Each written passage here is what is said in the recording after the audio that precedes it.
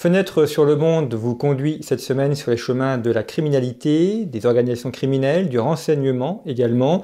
Nous allons parler de l'hybridation de la violence et des liens qu'il y a dans le crime international entre des conflits qui se déroulent à l'extérieur de nos frontières et la criminalité quotidienne qui se déroule en France dans certaines villes, certains quartiers français. Pour parler de cette question de l'hybridation de la violence et de la criminalité, je reçois cette semaine Xavier Hofer et Alexis Depraux. Xavier Hofer est criminologue, Alexis Depraux est docteur en droit dans le domaine de la sécurité et de la défense. Et vous pouvez tous les deux les lire sur Conflit, aussi bien sur notre site que dans notre magazine. Et je vous rappelle d'ailleurs qu'actuellement, Conflit a 2 numéros en kiosque, un hors-série qui est consacré à l'aviation militaire, et notre dossier qui est consacré à la géopolitique de l'alimentation. Puis vous pouvez également retrouver, pour ceux qui sont en terminale et pour leurs professeurs, un hors-série spécial bac consacré au programme de terminale. Mais nous allons donc aborder cette question de l'hybridation de la violence, qui est quelque chose d'assez nouveau, non, Xavier Hofer, ce fait qu'on ait une association criminelle entre différentes couches géographiques. On avait jusqu'à présent, jusqu'à une époque récente, une séparation entre, on va dire, le crime de droit commun et puis un aspect plus idéologique du crime. Et ce que vous montrez notamment dans vos travaux, c'est qu'aujourd'hui, ces deux aspects sont en train de s'assembler. Ça a commencé à la fin de la guerre froide.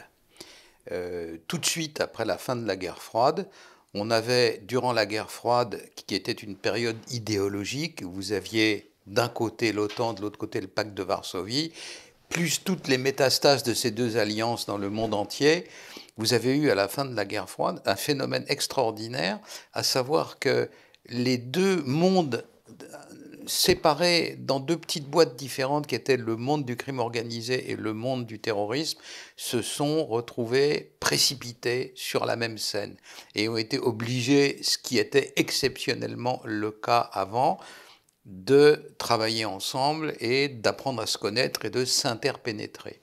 Certains l'ont mal vécu. Les gens de l'armée républicaine irlandaise en Irlande du Nord, l'IRA, qui étaient des gens assez profondément catholiques et généralement animés par des idéaux, ont choisi à ce moment-là de s'orienter vers une trêve prolongée avec les forces de la couronne, comme il disait, avec l'État britannique, parce qu'ils savaient que s'ils continuaient après 90 dans la voie de la lutte armée, ils étaient obligés de se transformer en gangsters, ce qu'ils n'ont pas voulu. Alors ça, c'est un premier exemple. Le deuxième exemple, regardez, très vite, 2 ans après, 1992, la mafia sicilienne Cosa Nostra, qui jusqu'à présent tuait des gens de manière très traditionnelle en les faisant disparaître ou alors au fusil de chasse, se lance dans une campagne d'attentats typiquement terroristes. C'est l'assassinat à la bombe des juges Falcone et Borsellino. Un peu plus tard, les attentats à la bombe pour desserrer la pression de l'État italien sur le musée des Offices à Florence, etc. Donc vous voyez très rapidement, soit pour l'accepter, soit pour s'en servir, soit pour la refuser, vous avez cette espèce de scène unique où ces deux formes criminelles très distinctes à l'avenir s'interpénètrent et se mélangent. Et on le voit aussi récemment avec l'État islamique ou avec le système mafieux au Nigeria, où on a du mal à faire la part des choses entre la dimension politique, notamment islamiste pour l'État islamique, et la dimension criminelle avec des trafics d'êtres humains, trafic de drogue, trafic d'armes. Alors, si vous voulez, on va commencer par une précision importante dès le départ. Le crime organisé et la mafia sont deux choses différentes. La mafia est une sorte d'aristocratie criminelle dont la caractéristique principale est d'être séculaire, de se perdre dans la nuit des temps. On a parlé auparavant du juge Falcone. Le juge Falcone reçoit son deuxième repenti. Le premier repenti, c'est-à-dire le premier homme d'honneur de la mafia, qui se déclare en tant qu'homme d'honneur de la mafia devant le juge, ce qui le condamne à mort. Le fait de se déclarer à une personne qui n'est pas mafieux, membre de la mafia, c'est la condamnation à mort immédiate. Vous avez donc cet homme d'honneur d'une des familles de Palerme, le deuxième, qui s'appelait Salvatore Contorno, et il se présente au juge Falcone de la façon suivante en disant « Monsieur le juge, je suis un homme d'honneur de la 7e génération. » Son père, son grand-père, son arrière-grand-père. Voilà. Le crime organisé, c'est passager. Une bande ou un gang, si vaste soit-il, se constitue autour d'un individu et puis il disparaît quand l'individu en question est tué ou arrêté, tandis qu'une mafia, c'est une société secrète, séculaire, dans laquelle on entre par initiation. Et par exemple, on a un cinéma énorme des Corses à l'heure actuelle, dans la mafia, etc. Il n'y a jamais eu de mafia en Corse. Il y a 2 formes criminelles dans les pays où on parle une langue tirée de l'italien, qui sont d'une part les terres qui anciennement étaient agricoles, où il y avait une agriculture, la Campanie avec Naples, la Sicile naturellement qui est très, très riche en agriculture, et puis la Calabre, la Calabre, ouais, la Calabre, c'est-à-dire Reggio di Calabre, Palerme et Naples. Ça, ce sont des mafias, mais les 2 îles italianophones où la base n'est pas agricole, mais de l'élevage, les chèvres, les moutons, etc., c'est-à-dire la Sardaigne et la Corse, il n'y a jamais eu de mafia. Ce sont des sociétés criminelles passagères. Donc il faut bien avoir ça en tête, comme ça on sait où on va. Alors il y a une criminalisation effectivement de certaines bandes armées, notamment sur la zone Irak-Syrie, on en reparlera tout à l'heure si vous voulez, mais c'est généralement pas des mafieux qui sont impliqués là-dedans, ils se tiennent à l'écart de ça parce qu'ils ont des territoires sur lesquels ils règnent et en sortir pour eux est dangereux. Voilà, c'est pas par pureté idéologique ou quoi que ce soit, parce que sortir de l'endroit qu'on contrôle, c'est dangereux, et c'est la raison pour laquelle ça implique plutôt le crime organisé que cette forme d'aristocratie criminelle qu'on appelle la mafia. C'est-à-dire qu'ils ont un territoire qui est leur domination, sur lequel ils ont un contrôle des populations, et puis où ils organisent leur trafic en fonction de ce qui se vend et de ce qui rapporte. Où ils ont une emprise assez forte sur l'industrie, et sur le commerce, et surtout, en général, ce qui se vend et ce qui s'achète. C'est le cas notamment entre Naples et puis la Sicile. Vous savez, l'imprégnation mafieuse, elle est quotidienne. C'est-à-dire que on n'en parle pas, mais ils sont toujours là, et chacun sait très bien qui est mafieux et qui ne l'est pas. C'est pas la peine qu'ils aient d'uniforme ou qu'ils se déclarent. En Sicile, en présence de gens de la direction des investigations anti-mafia italienne, en civil bien entendu, qui me conduisait un peu là-bas, j'ai pu voir à quel point l'individu mafieux répand autour de lui une frousse, une peur abjecte. Les gens savent que s'ils lui tiennent tête, ils vont être tués, quoi.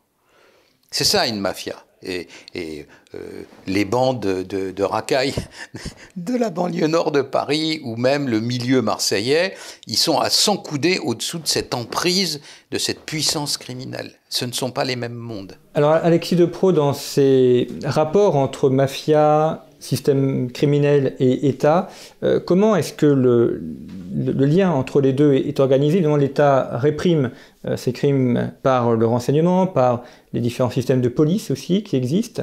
Mais ce que l'on voit, c'est qu'on n'arrive jamais à le réprimer totalement. Il y a toujours des permanences de ces systèmes criminels. Oui, alors en fait, je pense qu'à la différence de l'Italie où il y a une corruption qui est liée avec, je parle sous la férule de M. Roffer, mais il y a un lien entre la corruption politico-législative italienne et la mafia, ce qu'il n'y a pas en France. Il y a peut-être des cas avec les cercles de jeu, le cercle Wagram à Paris, où il y a eu des problèmes de collusion. Après, le milieu criminel ne s'est pas inséré en fait. C'est juste qu'ils essaient à chaque fois de contourner, c'est-à-dire que dès qu'une loi intervient, ils vont pouvoir trouver de nouvelles ressources ou de nouvelles idées pour commettre d'autres infractions. Je pense par exemple à la question de la légalisation du cannabis, qui en fait les a amenés à aller plutôt vers le commerce de la cocaïne. Donc en fait, la corruption, elle est vraiment en France très politico-législative. Elle est insérée dans le système en lui-même, mais pas en lien avec les milieux criminels. Ou alors sur des cas vraiment très circonscrits, mais on ne peut pas penser que c'est généralisé. Ce que vous expliquez sur le cannabis, parce que c'est un débat qu'il y a en France et dans d'autres pays sur la question de la légalisation ou non, c'est qu'en fait, quand on légalise, ce qui se passe, c'est que les systèmes criminels vont vers d'autres produits et abandonnent ce produit qui ne se vend plus par eux et donc finalement vendent autre chose. Donc on n'arrive pas à éradiquer la criminalité par une légalisation. Non, à mon avis, pas de cette manière-là. Là, de toute manière, il y a un décret qui vient juste de sortir sur sur le cannabis thérapeutique, donc qui n'est pas à fumer, mais qui est à prendre sous forme de gélules et de comprimés. Et à mon avis, il pourrait y avoir par la suite un nouveau trafic de cannabis thérapeutique sur ces gélules. Les criminels, en fait, sont surtout les chefs de réseau, sont tous ophidiaux et ont compris justement les moyens de lutter, voire de contourner en fait les règles qui vont être posées à leur encontre. Ils sont très réactifs pour trouver des nouveaux marchés ou s'adapter très facilement aux mesures qui sont prises contre eux. Oui, bien sûr, absolument. C'est simple, on voit ça au Canada tous les jours, à savoir qu'au lieu d'y avoir un trafic de cannabis sous toutes ses formes, il y a maintenant deux marchés, le marché légal et le marché illégal. La drogue, le cannabis que vous achetez sur le marché illégal va vous coûter moins cher, mais vous pouvez avoir des ennuis. Donc si vous êtes un légaliste à tout crin, vous allez acheter le cannabis de l'État dans des boutiques. Et là, en plus, comme les bandits sont des opportunistes, ils ont trouvé qu'il y avait un trafic qui était encore plus intéressant, c'est le trafic des licences d'exploiter une boutique de cannabis. Donc ils en font de fausses qui ressemblent exactement aux vraies. Et donc quand un casse-tête pour la police, quand il arrive dans une boutique marquée Cannabis Shop, le type dit mais j'ai ma licence, alors après ça il faut des semaines pour savoir si c'est la vraie, pas la bonne, etc. Moyennant quoi le type a fermé, on a ouvert une autre à 300 mètres et il recommence. Donc cette histoire de légalisation du cannabis comme étant purement bénéfique et rapportant des sommes énormes à l'État et permettant de ruiner les criminels, si vous m'autorisez, c'est du pipeau à l'état pur. Aux États-Unis, dans les États où on a légalisé le cannabis, la légalisation du cannabis, c'est-à-dire les taxes et les licences, rapporte $1 à l'État américain, ou l'État au sens État fédéré américain, et le nombre beaucoup plus important d'accidents de voiture sous forme d'intoxication au cannabis, le nombre d'enfants qui, trouvant chez leurs parents, s'empoisonnent au cannabis et sont très malades ou en meurent, ça coûte $4,50. Donc le bénéfice final pour l'État, il est quand même tout sauf existant. Négatif. On le voit avec la cigarette, on a la possibilité d'acheter du tabac de manière légale dans les bureaux de tabac, et ce qui n'empêche pas les trafics et de la contrebande proche des zones frontalières ou dans certains quartiers des grandes villes. Et pareil. Alors n'oubliez pas enfin que, s'agissant de tous les trafics, le monde criminel organisé a des moyens gigantesques de relancer, comme au poker. T'as mis 10 sur la table, je vais en mettre 100, on va voir ce que tu vas faire. Et alors que l'appareil d'État est privé de ça. On a vu par exemple que quand on essayait d'assécher le trafic d'opiacés, d'opioïdes, c'est-à-dire sous forme de drogue ou alors de médicaments détournés de leur emploi normal, des médicaments antidouleurs, des analgésiques, notamment aux États-Unis. Le milieu, notamment mexicain, a mis sur le marché à des prix ridicules, moins cher qu'un paquet de cigarettes, des drogues chimiques comme les amphétamines et qui sont en réalité formidablement plus dangereuses parce que quand vous avez un bonhomme qui est en proie à une ingestion d'un opioïde, il est abruti, il est assis par terre et il va regarder le bout de ses chaussures pendant 8 heures, tandis que celui qui est sous méthamphétamine, qui est un excitant, ce sont des gens qui agressent, ce sont des gens, voilà, dans certains endroits aux États-Unis où les cartels mexicains ont réussi à imposer cette nouvelle drogue que sont les méthamphétamines, on a 80% de la criminalité de voie publique, 80%, les agressions, les cambriolages, les vols de proximité, etc., qui sont faits par des individus qui sont sous influence des méthamphétamines. Donc voilà un exemple de relance. Vous voulez interdire les trucs à base d'opiacés? Ok, on va vous sortir autre chose. Et voilà, pourquoi? Parce que naturellement, ils disposent de milliards de dollars rien que pour ça. Vu le rapport, vu ce que rapporte le trafic de drogue, ils ont des réserves d'argent tellement immenses qu'ils peuvent relancer. Comment s'organisent les mafias, les mafias ou systèmes criminels entre eux? Est-ce qu'ils sont toujours dans un combat pour le territoire et pour le marché?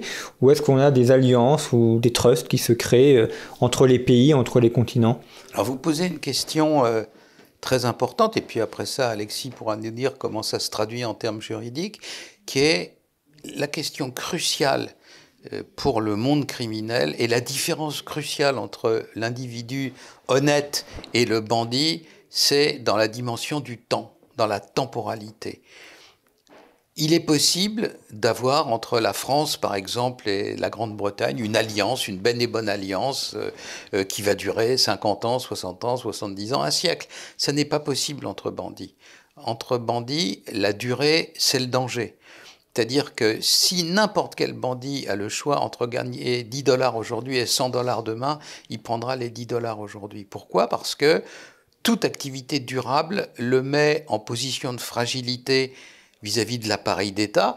Si un bandit fait toujours la même chose, les flics qui sont pas idiots vont la troisième fois, il va se retrouver en prison, ou alors ça le met en danger vis-à-vis des gangs légaux. Si tel bandit fait toujours la même chose, d'autres bandits vont le racketter ou le tuer, l'attraper, le kidnapper ou quoi que ce soit.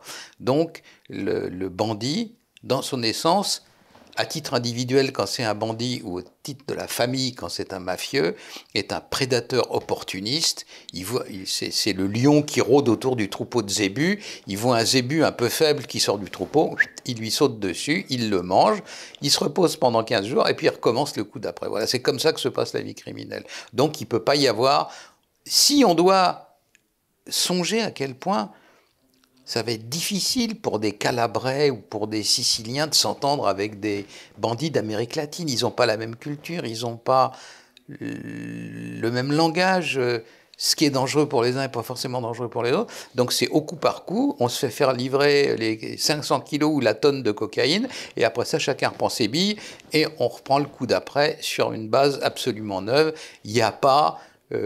l'équivalent des intérêts communs qui peuvent exister entre une banque et une compagnie d'assurance de manière durable. Justement, ça, avec le pro, est-ce que c'est pas aussi une chance pour la répression ou la défense du droit, cette inorganisation, cette incapacité à s'entendre sur le temps long? Alors le problème, c'est que que ce soit la police ou le renseignement, on est sur un temps administratif, donc on est forcément sur un temps long. C'est-à-dire que pour un réseau criminel, un trafic de drogue en France, c'est une enquête qui va durer plusieurs mois. On va couper la tête de réseau, on va récupérer la grosse partie de drogue et d'argent s'il y a, et ensuite la semaine suivante il y a un nouveau chef de réseau, il y a une nouvelle équipe qui se monte, et donc là on est sur un temps long qui est difficile, d'autant plus avec des échanges internationaux, c'est-à-dire qu'il faut comme disait Xavier tout à l'heure, il y a des partenariats qui se font entre pays, mais tous les États n'ont pas forcément l'envie d'avoir ces partenariats, ces échanges. Et je pense même au résultat final, c'est-à-dire les conventions d'extradition qui n'ont pas lieu dans de nombreux États. Et donc, on est vraiment face à une difficulté. Même on l'avait en France. À une époque, il y avait des réseaux criminels entre un département au nord de la France et un département au sud de la France. Il a fallu des années pour mettre en place ce qu'on appelle les JIRS, les juridictions interrégionales, pour justement les enquêtes soient menées de front par plusieurs équipes d'investigation sur toute la France. Avant, c'était soit une équipe de police qui le faisait, soit une autre, en fonction du parquet, enfin du tribunal qui s'occupait de l'affaire, mais du coup, ça ralentissait absolument l'affaire. Donc on est sur un temps long qui va rendre beaucoup plus difficile l'affaire, et surtout avec des criminels aujourd'hui qui ont compris tous les rouages du système, qui sont très bien informés, et qui du coup vont essayer à chaque fois de moduler ou de faire évoluer leur trafic et leur méthode de fonctionnement. Ils sont plus rapides que l'administration, et ils ont une adaptation qui est plus simple aussi. Bien sûr, ils sont très rapides.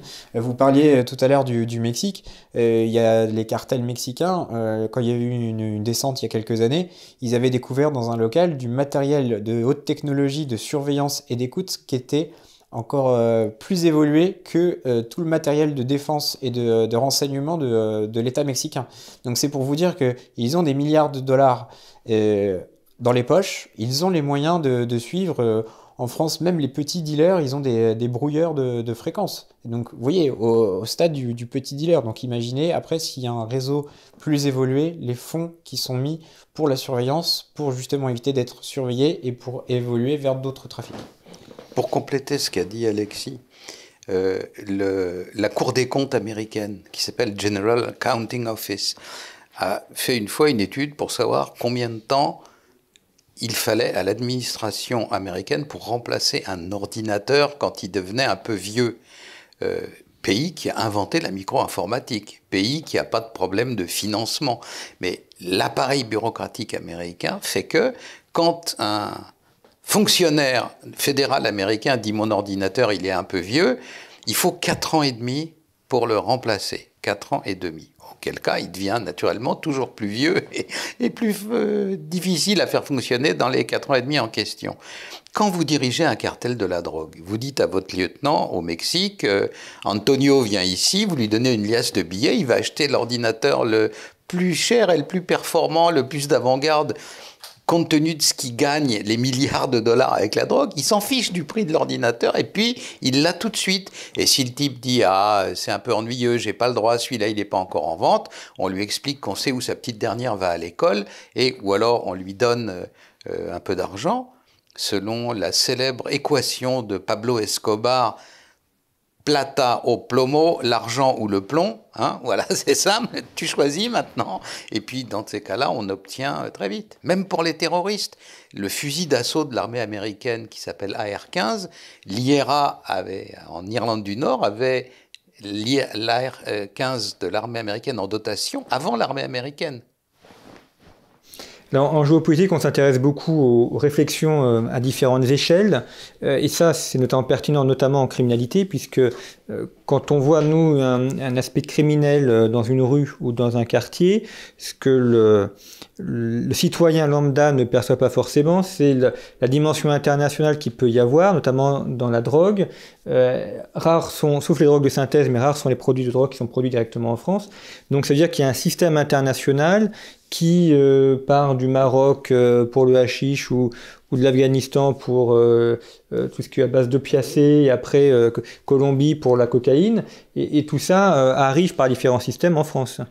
À ce niveau-là, comment s'organise la criminalité? Si on prend la cocaïne, par exemple, entre une plantation de coca en Colombie, par quel système elle arrive en France et elle fait qu'ensuite on aura le dealer à l'université ou au bas de l'immeuble qui revend le produit fini? Alors juste un point, rapidement, et puis après ça, Alexis dira la suite. Jamais, en 50 ans, le flux de cocaïne de l'Amérique latine vers l'Europe n'a été, on ne parle même pas d'interrompu, mais ralenti. La drogue arrive toujours à destination. On le sait pour une raison enfantine. La drogue, comme tout produit en vente, est régie par la loi de l'offre et de la demande. Si jamais on saisit suffisamment de stupéfiants pour faire mal à la livraison en France ou en Allemagne ou en Espagne ou où que ce soit en Europe, le client qui voudra en acheter sera obligé de payer plus cher. Et donc les prix vont exploser. Or, depuis, en tout cas dans les 30 dernières années, le prix de la cocaïne, il tend à baisser, ce qui signifie qu'il y en a toujours plus qui arrivent en Europe. Voilà. C'est-à-dire qu'interrompre un flux de drogue, à l'heure actuelle, au niveau mondial, c'est impossible. Voilà. Si ça devait être possible, on l'aurait su. Alors maintenant, comment ça se fait, comment ça se pratique et que fait l'État français? La parole est à Alexis. Ouais, c'est très compliqué, surtout qu'il y a toujours des enjeux géopolitiques. Je pense là, au niveau historique, à la fameuse Air America, où effectivement, c'était les Américains qui participaient au trafic de drogue, justement pour financer leurs opérations spéciales. Ce qui avait été plus ou moins fait, je crois, d'ailleurs en Indochine, voilà, à une plus petite échelle. Mais donc là, parce que ça, c'est-à-dire que le gouvernement américain, ou du moins une administration américaine, oui, organisait un trafic de drogue pour générer un bénéfice et payer ainsi certaines opérations. Tout à fait. Ça payait les opérations, la caisse noire de la CIA, enfin voilà, la fameuse Air America, et donc du coup, ce qui permettait de financer les opérations, notamment dans les maquis ou autres. Voilà, le Congrès interdisant de tuer les gens dans des opérations extrajudiciaires et les forces spéciales américaines ayant quand même envie de le faire, mais comme le Congrès avait dit on finance pas ça, ils étaient obligés de se faire leur caisse noire. Donc ils avaient pris des montagnards, des tribus en haut des hauts plateaux de l'Indochine qui traditionnellement cultivaient de l'opium pour des raisons médicales. une petite fumette de temps en temps, mais surtout parce que c'est le truc qui est le meilleur pour les dysenteries, etc., pour soigner. Donc c'était vraiment médical. Et il leur faisait, l'État américain a suffisamment de fric pour s'offrir tout ce qu'il veut sans passer par des histoires de trafic de drogue. Mais là, c'était une interdiction juridique du Congrès américain qui disait « Nous ne financerons pas les opérations extrajudiciaires ». En fait, aujourd'hui, je pense que on évolue aussi avec des nouvelles formes de transport, notamment avec les mules dans les camping-cars. Je pense notamment pour les trafics qui viennent du Maghreb, où enfin les douaniers français trouvent de plus en plus en plus des go-fast, hein, bien sûr, parce que là, je sais qu'il y a eu un dernier go-fast qui a permis d'enlever 50 kilos de cocaïne. Bon, alors, le go-fast, pour les... Pardon. C'est pas dire qu'ils Le connaissent go-fast, pas. c'est 3 équipes de voitures qui roulent à 180, 200 km/h sur l'autoroute pour traverser donc de l'Afrique du Nord, toute l'Espagne, la France, pour aller à tel point soit au nord de l'Europe, soit jusqu'en France, notamment Toulouse ou Montpellier, qui sont des points de passage et de distribution.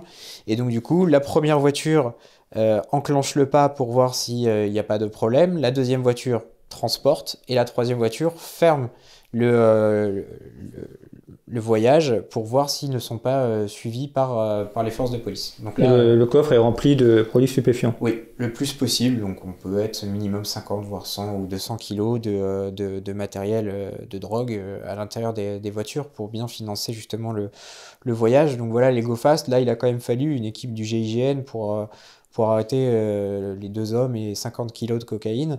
Et pour l'anecdote d'ailleurs, le chef de réseau a été arrêté, il a été perquisitionné, il a été remis en liberté sous contrôle judiciaire. Donc on sait que c'est lui, mais pour l'instant, il n'y avait pas assez d'éléments de preuve au regard de la loi pour pouvoir le mettre directement en prison. Vous êtes cruel, Alexis. Le pauvre, il aurait pu attraper un virus si on l'avait mis en prison quand même. Oui, c'est vrai, c'est vrai. C'est vrai qu'on lui a quand même enlevé tous ces objets de luxe qui étaient chez lui parce qu'il ne pouvait pas les déclarer. 50 kilos, alors ça se revend au gramme ou au demi-gramme, donc ça fait quelle somme à peu près sur le marché de la cocaïne? Ça se revend combien un gramme de cocaïne entre en moyenne? 30 000 et 50 000 euros le kilo entre le sud et le nord de l'Europe. D'accord. 30 000 euros à Barcelone, 50 000 à Stockholm. Donc 50 000, si on a 10 kilos, on a déjà 500 000 euros. Quoi. Oui, mais quand vous l'avez acheté, vous coupez la drogue Ouais. 3 fois et après ça, vous la vendez au demi-gramme 40 euros quand même. Donc il y a plusieurs millions dans la voiture. À chaque voyage, absolument. Donc ça, c'est les go-fast. Puis après, vous évoquiez les mules. Les mules, ce sont des citoyens lambda où on leur propose, contre monnaie sonnante et trébuchante, de traverser avec des bricolages extrêmement judicieux au sein de leur camping-car pour justement... Ou des bateaux. Ou des bateaux, effectivement, et pour transporter la drogue. Voilà. Moi, j'étais resté, je ne sais pas si ça existe encore, des gens qui absorbent des petits sachets dans l'estomac pour passer les avions. Oui. Il y a ça, mais quand il n'y a plus de transport aérien, comme en ce moment, ça devient dur. La mafia a su justement s'adapter à cette contingence. Absolument. Après, il y a des voiliers aussi, des particuliers qui mettent la drogue dans leur voilier. Alors, il y a un personnage qui a écrit un ouvrage, d'abord, ça s'appelle L'aviseur.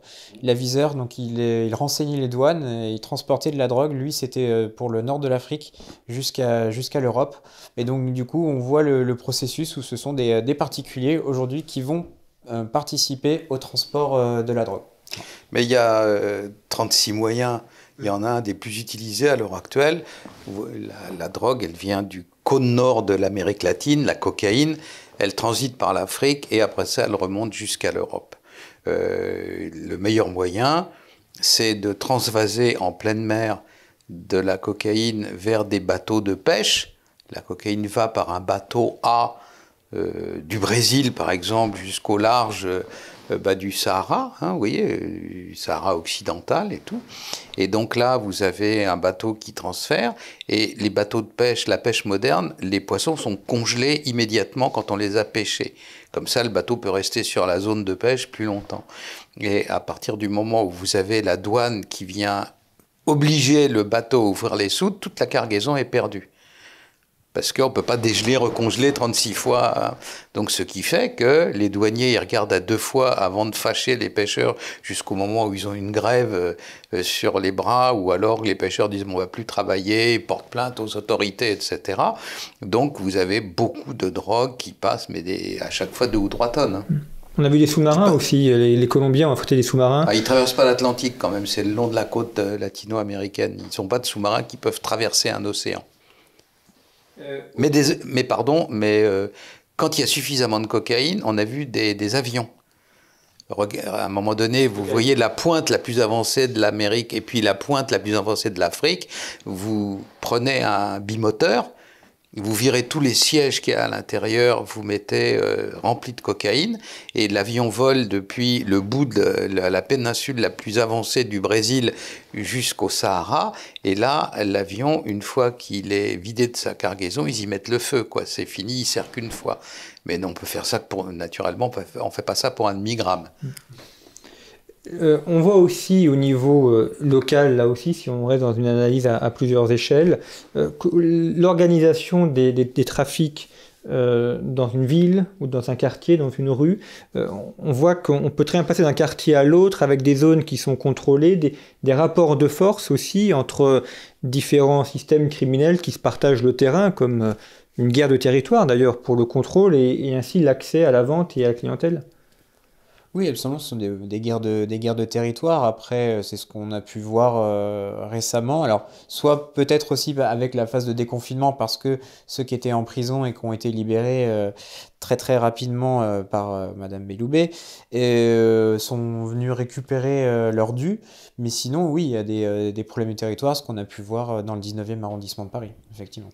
Voilà, donc c'est simple, ça marche comme un commerce normal. Vous essayez d'ouvrir une boutique de coiffeur, elle marche ou elle marche pas. Si elle marche, ben vous restez. Si ça marche pas, vous allez essayer de faire autre chose ailleurs. C'est pareil pour les bandits. Donc vous avez une porte cochère, une cité, un quartier dans lequel vous arrivez à vous imposer. Et comme dans la société des gens normaux, il y a une course aux armements. À partir du moment où les États-Unis ont la bombe atomique, ou l'Union soviétique arrive à l'avoir, où elle disparaît en tant que puissance. Et pareil, quand une bande de quartier a acquis une calache, donc le fusil d'assaut Kalachnikov, qui est l'arme la plus fréquemment utilisée dans ces quartiers pour les guerres de gang, eh bien, si une autre bande dans la rue à côté n'a pas de Kalash, elle est condamnée. Vous savez, le milieu criminel est darwinien. Le principe de Darwin, c'est seuls les mieux adaptés survivent, survival of the fittest, hein, et donc voilà, ils sont pareils, donc être adapté à un moment donné, c'est avoir la Kalash quand l'autre a la Kalash en face, c'est aussi bête que ça. Ces systèmes criminels, ils sont organisés sur des bases ethniques, ou est-ce qu'on peut avoir des associations, des mélanges de plusieurs ethnies dans une organisation criminelle? Je vais vous faire une réponse complètement scientifique, ça dépend.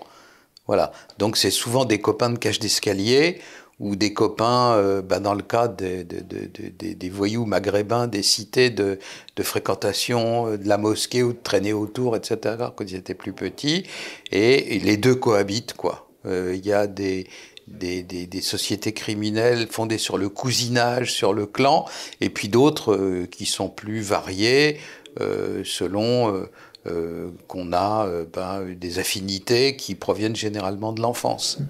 Dans un article de l'Express, vous avez écrit il y a quelques années, vous expliquez que le supermarché était l'école du crime parce que c'était là que les enfants apprenaient à commettre des vols. C'est toujours le cas?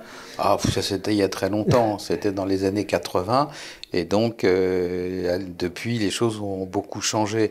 Je crois que maintenant il y a une activité criminelle qui se déroule dans des bandes, c'est plus que ça l'était à l'époque des affaires de bandes, et les bandes c'est un individu central qui a un peu une autorité sur les autres, un noyau dur, c'est-à-dire ceux dont l'activité, comme le disait très joliment la criminologie du 19e siècle, ce sont des criminels d'habitude, à savoir que ce noyau central, ils font que ça, ils vendent de la drogue, ils vont la chercher, ils surveillent le trafic, c'est leur boulot, quoi. Et puis autour de ça, vous avez le clan machin, la cité truc, les cousins machin, et ils peuvent ameuter C'est ce qu'on appelle des bandes à tiroirs. Ils peuvent ameuter des groupes d'individus en fonction du fait qu'à un moment donné, les policiers vont arriver, donc il faut les chasser, faire une émeute, etc.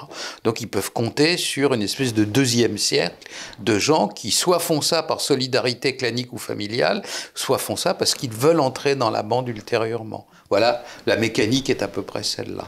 Comment fonctionnent, Alexis Depraux, les services de renseignement pour capter de l'information, savoir comment sont organisées les bandes criminelles? Est-ce qu'il y a des indicateurs dans ces bandes? Il y a des systèmes de surveillance par les téléphones, par des écoutes, réseaux sociaux et autres? Il peut y avoir des indicateurs, pour autant c'est quand même très compliqué parce qu'on est aussi dans un milieu où on ne balance pas. On ne balance pas, où on sait que les conséquences elles peuvent être tragiques, c'est-à-dire soit pour soi-même, pour sa famille, ou ça peut être aussi horrible pour la personne qui balance sans forcément mourir, mais sans rentrer dans la polémique. Mais le jeune Théo qui avait été agressé aurait été probablement agressé par des personnes parce que justement il avait trop parlé. Bon, ça c'est un autre débat, mais du coup ça fonctionne de cette manière-là. Le problème, c'est qu'en 2008, Nicolas Sarkozy a voulu créer un FBI à la française, donc changer la DST pour la DCRI. Mais de l'autre côté, les renseignements généraux qui faisaient du renseignement de terrain ont perdu énormément de leurs hommes qui sont partis à la DCRI et du coup ont perdu énormément de leurs moyens. C'est-à-dire que quand il y avait 4 policiers, il n'y avait plus qu'une voiture et donc ils étaient obligés de se partager la voiture pour savoir qui allait faire sa surveillance. Et donc l'autre avait perdu. Donc là, on est vraiment sur du renseignement quand même de terrain, qu'on essaye de reprendre au fur et à mesure. Et puis à côté de ça, il y a des policiers qui font tout un travail d'analyse, un service qui s'appelle le CIRASCO. Donc c'est un service d'information sur la criminalité organisée et qui essaie de voir tous les enjeux aujourd'hui sur la criminalité. Donc il y a le travail de la police de terrain, il y a le travail des renseignements généraux, donc on appelle le SCRT aujourd'hui, même s'ils ils doivent retrouver des individus des indicateurs ou des informateurs. Et ensuite, il y a le travail d'analyse du renseignement. Sur le site de Conflit, vous avez écrit un article consacré à la police municipale. Oui. Alors c'est un élément qui est à part, un petit peu particulier dans la sécurité, mais c'est aussi celle qui est le plus proche du terrain, dans les villes. Quel peut être son rôle? On a l'impression qu'elle va de plus en plus vers un mimétisme à la police municipale. Aujourd'hui, elle est armée, enfin du moins elle peut être armée, elle est dotée de pouvoirs qu'elle n'avait pas il y a quelques années. Est-ce que c'est une manière pour l'État de se défausser sur les communes, ou est-ce que c'est une réponse des communes à une insécurité qu'on n'arrive pas à contrôler? On part vers un désengagement de l'État. On le voit déjà de manière générale sur la question des services publics en global. Et il y a aussi un désengagement sur les questions de sécurité, alors que la demande de la part des citoyens français est de plus en plus forte aujourd'hui. Et donc du coup, les maires aujourd'hui sont astreints à cela pour assurer la tranquillité publique. Donc il faut savoir aussi que les missions de la police municipale, à l'origine, c'est le contrôle des marchés, la tranquillité publique. Enfin, ils n'ont pas toutes les attributions pour pouvoir arrêter les personnes. Il faut toujours un officier de police judiciaire. Et donc, du coup, on est vraiment sur une situation. Effectivement, la police municipale commence à prendre de plus en plus de compétences. Aujourd'hui, et ils sont même armés, comme par exemple la police municipale de Nice, mais ils n'ont pas encore toutes les attributions de la police nationale. Il faut savoir aussi que eux ne dépendent que de leur maire, du maire ou de la mairesse, mais que la police nationale, elle est bien sûr déconcentrée. Et donc il y a le commissaire, le chef de la police, enfin au niveau départemental, et puis ça remonte jusqu'au ministère. Ce qu'il n'y a pas dans la police municipale pour l'instant. Donc eux, ils sont astreints à des missions qui sont fixées par le maire, mais aussi des missions qui leur sont limitativement énumérées dans le Code général des collectivités territoriales. Voilà. Donc c'est deux corps d'emploi qui sont totalement différents, même s'ils se rapprochent aujourd'hui. Xavier Roffort, au cours des 15 dernières années, qu'est-ce qui a le plus changé dans la criminalité qui fait que le crime organisé aujourd'hui est différent d'il y a 15 ans? Ou au contraire, est-ce qu'on a également des grandes permanences qui demeurent? Il y a des permanences, bien entendu. Parmi les grandes permanences, il y a ce qu'impose la clandestinité, le fait d'agir illégalement. C'est que vous êtes russe ou vous êtes américain. Si vous êtes cosmonaute, vous évoluez dans un milieu hostile et ce qu'il faut pour se protéger de la mort immédiate que vous infligerait ce milieu hostile si vous y étiez en slip, hein, c'est naturellement la même chose pour tout le monde. Donc les règles de la clandestinité sont les mêmes pour quiconque entre dans une forme relative ou absolue de clandestinité, que ce soit des terroristes ou des criminels d'ailleurs, et ces règles-là, elles s'imposent à tous. Et puis vous avez des évolutions, je dirais que la principale évolution s'agissant de la criminalité de voie publique et s'agissant de la France, c'est l'autonomisation toujours plus complète des quartiers hors contrôle, de ce que gentiment on appelle les quartiers sensibles, etc., mais qui en réalité se transforment toujours plus en fiefs criminels. Ça, c'est frappant. Il y en a eu, il y a 40 ans, 10, puis 20, puis 30, puis 150, puis 200, puis 300. Et à l'heure actuelle, ceux que le renseignement territorial classe au sommet de la pyramide, qu'on appelle des quartiers pratiquement en sécession. C'est grave, la sécession.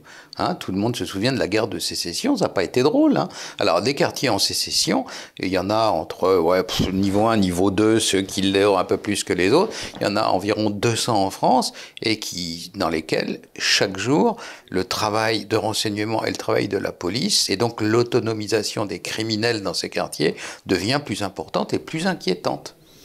Et depuis plusieurs années, on entend dire que ces quartiers vont exploser, qu'il va y avoir une révolte dans les banlieues, et on se rend compte qu'en fait, il n'y a rien. Enfin, la sécession peut se développer, où il y a des quartiers de plus en plus criminalisés, mais il n'y a pas de mouvement de révolte, ni de mouvement d'attaque. Alors, ce sont des gangsters, ils sont en guerre les uns contre les autres. D'ailleurs, je veux dire, il suffit de lire le journal, ils s'entretuent, mais au quotidien. C'est ce qu'on appelle les règlements de compte entre malfaiteurs, c'est ça. C'est des bandes de quartiers qui s'entretuent les unes les autres. C'est un fantasme, alors c'est plutôt un fantasme, le péché mignon de la droite, quoi. Qu'elle soit libérale ou nationale, ils ont l'espèce d'idée comme quoi tous ces individus-là formeraient une sorte a posteriori de fédération de France du FLN et veut, tous unis comme au front, marcher sur l'Élysée pour prendre le pouvoir. C'est naturellement absurde. Ils sont d'abord et avant tout en guerre les uns contre les autres et ils représentent chacun sur son territoire un danger pour la sécurité et la tranquillité de tous les habitants qui sont dans une zone de 30 ou 40 kilomètres aux alentours, parce qu'ils sortent pas trop de leur territoire, mais en dehors de ça, ils sont incapables, je veux dire, jamais dans l'histoire du monde a-t-on vu un milieu criminel s'unifier pour quoi que ce soit. Ils sont en guerre les uns contre les autres, ils s'entretuent, voilà. Donc, ils ont la même façon peut-être de chasser la police de leur territoire, ça en fait pas des alliés pour autant. Alors, on va terminer cette émission par le cas de la traite humaine qui se fait jour notamment avec la question migratoire qui est liée à elle. On voit là aussi des systèmes criminels qui apportent des populations, qui font venir de gré ou de force des populations d'Afrique ou du Moyen-Orient, et tout ça est inséré dans des réseaux criminels.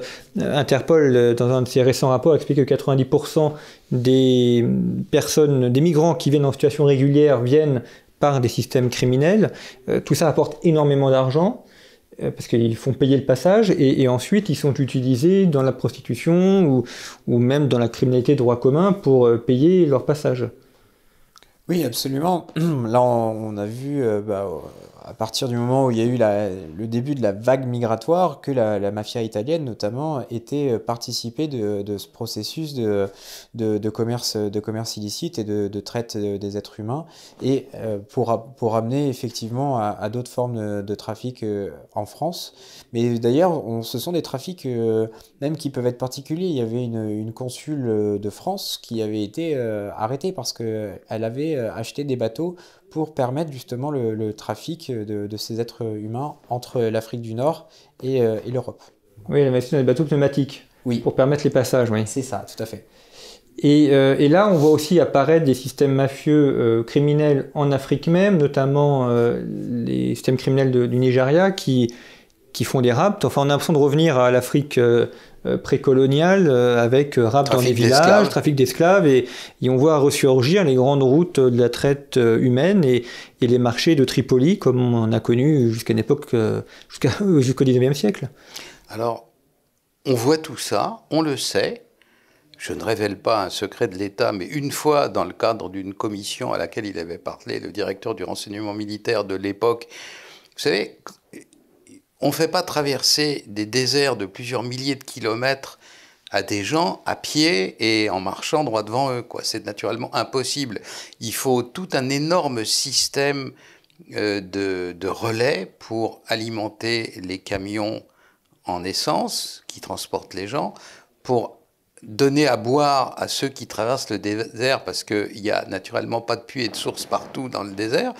Et donc, on voit très bien, à certains endroits proches du Nigeria, à certains endroits proches du Soudan, des véritables hubs, ou alors plaques tournantes se créent, et puis de là, les camions arrivaient, en passant par des relais où il y a de l'eau et où il y a de l'essence, jusqu'aux rives des plages de la Cyrénaïque ou de la Tripolitaine en Libye. On le sait. Et les photos des satellites, des avions espions et même maintenant des drones sont si précises qu'on lit sur les Zodiacs les numéros d'immatriculation sur la plage. Voilà. Donc si on voulait l'arrêter, on pourrait le faire demain matin. Sans tuer un être humain, il suffit d'envoyer un hélicoptère et puis de rafaler les bateaux en caoutchouc et puis fini, terminé, plus personne n'a. Alors pourquoi on ne veut pas? Eh ben, c'est un mystère dont, à mon avis, le nœud du mystère se situe quelque part du côté de l'Union européenne, à Bruxelles. Et pour compléter les propos de Xavier là-dessus, le renseignement militaire disait même qu'ils avaient à l'instant T les conversations téléphoniques des passeurs. Donc ils pouvaient retracer tous les coups de téléphone et tous les lieux de passage en fait du trafic des êtres humains, parce ils les surveillaient, absolument. Donc on sait quand est-ce qu'ils sont stockés en Méditerranée, enfin sur les marchés aux esclaves d'Afrique du Nord, quand le bateau vient les chercher et puis les ramène de l'autre côté. On le sait à l'avance, ce qui fait qu'on peut s'y opposer, si on veut. Mais il semble qu'on ne veuille pas, n'est-ce pas? Et ces êtres humains qu'on fait transiter d'un bord à l'autre de la Méditerranée, après, ils sont transportés en Italie, en France, on les retrouve ensuite dans les quartiers sécessionnistes que vous évoquiez tout à l'heure? En tout cas, pour certains d'entre eux, oui, et notamment, j'ai un motif de stupéfaction, c'est le silence absolu des féministes là-dessus. Toutes les femmes qui viennent de la zone du Nigeria sont transportées en Europe pour la prostitution. L'une d'entre elles, le cas est un peu célèbre, mais c'est loin d'être la seule, était prostituée à 10 ans. Vous vous rendez compte? C'est de la pédophilie dans ce cas-là de plus abject. Eh bien, les 90%, 95%, pour pas dire 100% des femmes nigériennes qui atterrissent dans des camps dans le sud de l'Italie, en Sicile ou en Calabre, sont récupérées par des proxénètes.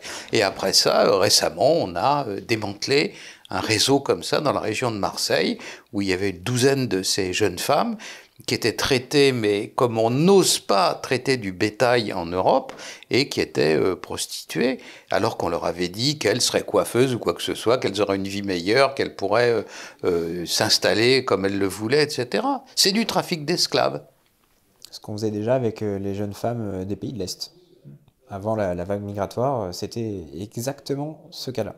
Moldavie, Balkans, etc. Tout ça, c'est de la traite des blanches, dans le cas de celles qui viennent des Balkans, quoi. Ça continue ou ça s'est arrêté avec la traite venant d'Afrique? Non, ce trafic rapporte énormément d'argent, donc ça ne fera que continuer. Et puis là, on parlait des pays de l'Est et puis des pays d'Afrique, mais on peut aussi parler de l'Asie du Sud-Est, hein, les jeunes femmes asiatiques chinoises qui veulent justement venir en Europe sont dans cette même situation. Et la preuve, s'il fallait une preuve pour convaincre les pires ahuris du côté organisé, à partir du moment où un pays met une barrière au passage des migrants, 48 heures après, ils passent à 1000 km de là. Comment, au nom du ciel, si vous êtes une seule famille paumée, essayant de traverser des airs, comment vous faites pour dire « Ok, c'est fini par ici, je fais par là ». C'est naturellement organisé, et organisé à un niveau extrêmement stratégique. Vous avez vu avec quelle vitesse, quand à l'époque Salvini avait coupé la route italienne, ils se sont répercutés sur le Maroc et passés par l'Espagne. C'était fait dans les 2 semaines. Comment voulez-vous faire ça quand vous êtes, je vous dis, des malheureux, des sortes de Jean Valjean du XXIe siècle, cherchant une vie meilleure quelque part? C'est naturellement impossible. Quand on ne parle pas la langue, qu'on ne connaît pas le pays, on ne va pas changer de direction. Et puis, quand vous n'êtes pas branché en permanence aux actualités les plus récentes, comment voulez-vous réorganiser? C'est, au sens strict du terme, naturellement, une activité stratégique que ce trafic-là. Et ça rapporte des sommes énormes. Et je vais vous dire une chose, ceux qui, en Italie, sont chargés de lutter contre ces réseaux-là, ce sont les unités les plus secrètes de la lutte anti-mafia. Parce qu'en réalité, c'était exactement la même chose côté de dangerosité. Des gens très riches, des gens très puissants, des gens très dangereux. Et s'en prendre à eux, c'est risquer la mort, quoi. Donc, il y a une unité de la gendarmerie, des carabiniers italiens qui s'appelle le ROS, qui est chargé de capturer les grands chefs mafieux, de les identifier, de les capturer. C'est maintenant les mêmes qui s'occupent de la lutte contre les réseaux du trafic d'êtres humains en Afrique, car c'est le même niveau de dangerosité. Vous voyez que les benets, pour être gentils, qui disent « mais oui, mais c'est des malheureux, ils cherchent une vie meilleure », ils n'ont pas vu tout ce qu'il y avait derrière. Enfin, s'il s'agissait simplement de braves gens qui ont envie de changer de climat, il n'y aurait pas des unités plus secrètes de la lutte anti-mafia qui s'intéresseraient à leur cas, quoi. Et cet argent qui est brassé soit par le trafic d'êtres humains, soit par le trafic de drogue, on suppose qu'après il est réinjecté dans le système légal, donc il est blanchi. Est-ce que là, les renseignements travaillent aussi là-dessus pour arrêter ce blanchiment? Alors on a un service très discret qui monte en gamme mais qui est encore trop petit, qui s'appelle Tracfin, qui traite et analyse les financements illicites. Et donc à partir de là, effectivement, Tracfin va pouvoir retracer toutes les dépenses et toutes les recettes et pour voir si elles sont déclarées ou pas. Alors Tracfin le fait énormément dans le cadre du gel des avoirs pour le financement du terrorisme, mais ils le font aussi pour les grosses affaires de criminalité organisée. Enfin, à 81%, il ne faut pas rêver, l'argent revient dans les pays de départ, et une fois que vous avez de l'argent, si vous arrivez à démêler l'argent légal de l'argent illégal au Nigeria, je vous souhaite bonne chance quand même. Eh bien, merci à vous deux, Xavier Hofer et Alexis Depraux, de nous avoir éclairé sur cette criminalité, sur l'hybridation de la criminalité, sur ces systèmes mafieux et criminels qui concernent évidemment la géopolitique mondiale. Merci à vous pour votre fidélité. Je vous rappelle que vous pouvez vous abonner à Conflit sur notre site internet. Vous nous retrouvez également en kiosque. Vous abonner est la meilleure façon de nous soutenir et de nous permettre ainsi de produire d'autres émissions télé, podcast et puis également d'alimenter notre site internet. Vous pouvez retrouver en kiosque nos deux hors-séries, un qui est consacré à l'aviation militaire et l'autre au programme du baccalauréat, mais enfin avec des sujets qui plairont même si vous ne passez pas le bac cette année.